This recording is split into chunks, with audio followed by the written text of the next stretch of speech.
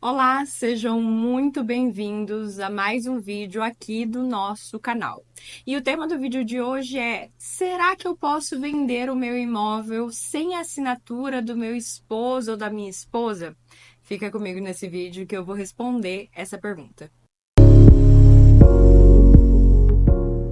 Uma dúvida muito comum que as pessoas têm é: será que para eu vender aquele imóvel que eu comprei antes do casamento, eu vou precisar da autorização do meu cônjuge?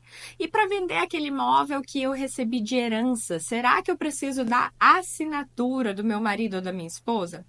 A verdade é que a resposta dessa pergunta vai depender especialmente do regime de comunhão pelo qual você se casou.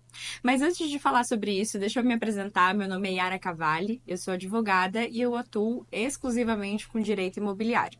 Aqui no canal você vai encontrar conteúdos falando principalmente sobre a compra e venda de imóveis, sobre a segurança das transações imobiliárias, regularização de imóveis, uso capião, inventário, enfim, temas relacionados ao direito imobiliário de uma forma descomplicada para que você entenda se a situação que você está passando aí está correta ou não. Então, antes da gente falar aqui sobre os regimes de bem específicos, é importante eu te dizer primeiro que o Código Civil, nosso Código Civil, estipulou uma proteção especial ao patrimônio imobiliário do casal, visando evitar aí que um cônjuge dilapide, acabe ou diminua o patrimônio sem a ciência e anuência do outro cônjuge. Portanto, já respondendo aqui de forma geral, a regra geral é que sim, vai ser necessária essa assinatura. Mas todas as regras têm exceções e vamos falar um pouquinho melhor como que funciona e qual vai ser esse tipo de assinatura que vai ser necessário na venda desse imóvel. Vamos falar aqui primeiro do regime da comunhão universal de bens e o regime da comunhão parcial de bens. No regime da comunhão universal de bens, todo o patrimônio dos noivos, seja adquirido antes ou depois do casamento, passa a pertencer a ambos. Portanto, não importa se você comprou antes ou depois, ou quem comprou, todo aquele patrimônio é considerado comum, pertencente aos dois. Já no regime da comunhão parcial de bens, apenas aqueles bens que foram adquiridos na constância do casamento, após o casamento, é que serão de propriedade dos dois. Portanto, aquilo que cada um tinha antes do casamento é considerado bem particular, e o que foi adquirido após o casamento é considerado bem comum. Nesses dois regimes, será sim obrigatória a assinatura de ambos os cônjuges, isso é, dos dois, para que seja feita a venda desse imóvel.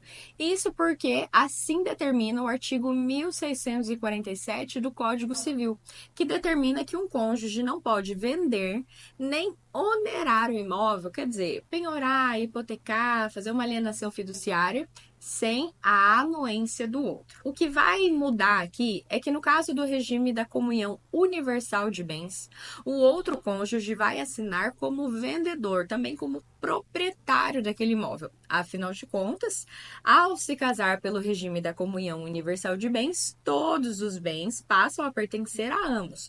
Portanto, esse cônjuge entra naquela venda como proprietário, como vendedor daquele imóvel. Já na comunhão parcial de bens, o outro cônjuge não entra como vendedor, como proprietário, mas apenas como anuente daquela transação. Então ele vem para o contrato, para a escritura, para dizer que ele está ciente daquela transação e que ele não se opõe a ela. Portanto, ele não é vendedor, mas sim anuente. Agora aqui, eu fiz uma pausa nesse vídeo para te lembrar que se você tá gostando desse conteúdo, você precisa clicar aqui no botãozinho de curtir para mim, para que o YouTube entenda que esse vídeo é relevante e entregue ele para muito mais pessoas que precisam ter acesso a essa informação. Agora vamos continuar. Vamos falar agora do regime da separação total de bens e do regime da participação final nos aquestos.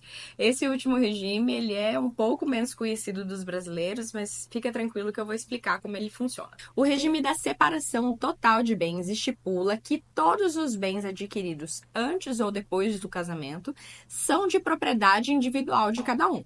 Portanto, aquilo que eu adquiri antes do casamento é meu e aquilo que eu adquiri depois do casamento também é meu. Nesse regime, não será necessária a assinatura do outro cônjuge para venda, seja como vendedor, seja como anuente. Como no regime da separação total de bens, cada um permanece proprietário individual dos bens que adquiriu, não é necessário que o outro cônjuge assine aquela venda. O regime da participação final nos aquestos é um regime híbrido. Portanto, na constância do casamento vigora o regime da separação total de bens, isso é, cada um tem o seu. Porém, no caso de divórcio, vai vigorar o regime da comunhão parcial de bens, isto é, aquilo que foi adquirido depois vai ser dividido de comum acordo ali entre ambos os cônjuges. O que acontece é que hoje no Brasil, o regime oficial é o regime da comunhão parcial de bens. Portanto, se quando você for se casar lá, você não escolher nenhum regime, o que vai vigorar é o regime da comunhão parcial de bens.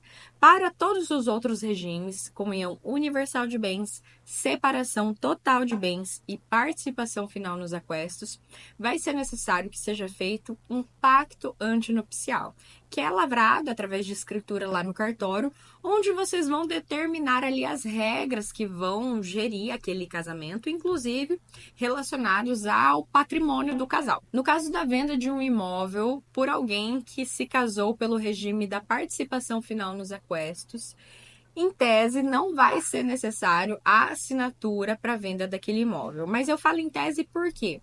Porque vai ser necessário analisar o que ficou definido lá no pacto antinupcial. O pacto vai trazer essas regras de administração desse patrimônio e vai indicar se vai ser necessária a assinatura ou não, tá? Portanto, para a gente ter certeza dessa afirmação, é necessário analisar o que foi delimitado no pacto antinupcial. Bom, ok, nós entendemos aqui as regras do regime de casamento. Mas e no caso de um imóvel que foi recebido através de herança? Quando a gente recebe um imóvel de herança, no caso de divórcio, aquele imóvel não vai ser dividido com o cônjuge. No entanto, quando a gente está falando de venda daquele imóvel na constância durante o casamento, serão aplicadas as mesmas regras que eu acabei de explicar. Portanto, vai ser necessário sim a assinatura do cônjuge nos casos da comunhão universal de bens e comunhão parcial de bens, ali com aquela ressalva na comunhão universal como vendedor, na comunhão parcial como anuente. No caso da separação total de bens e da participação final nos aquestos, não vai ser necessária a assinatura, com a ressalva que na participação final dos aquestos, a gente precisa analisar como é que está delimitado no pacto antinupcial. Agora, caminhando aqui para a finalização desse vídeo, e se o marido ou a esposa se recusar a assinar aquela venda? Nesses casos, existe uma ação judicial que é possível propor, chamada ação de suprimento de outorga conjugal. Essa ação vai fazer com que a decisão judicial, a decisão do juiz, supra a falta da assinatura do cônjuge naquela transação. Agora eu preciso te dizer que se você está vendendo um imóvel e você se encaixa nessa situação de que é necessária a assinatura do teu cônjuge na venda, a falta dessa assinatura, primeiro, provavelmente vai impedir a lavratura da escritura pública de compra e venda e registro dessa transação no cartório de registro de imóveis. Se ainda assim, por um erro muito crasso do cartório, essa questão da outorga conjugal, da autorização do marido ou da esposa passar batido, essa é uma venda que pode ser anulada, causando imensos prejuízos, não só para o comprador, mas para você, vendedor, também. Agora eu quero saber de você. Você ficou com alguma dúvida de tudo que foi dito aqui? Você pode deixar aqui nos comentários. E se você está precisando de algum auxílio jurídico especializado, seja para vender, seja para comprar um imóvel, eu vou deixar aqui na descrição desse vídeo um link onde você pode acessar, preencher as suas informações, que alguém da minha equipe vai entrar em contato com você o mais rápido possível. Tchau, tchau!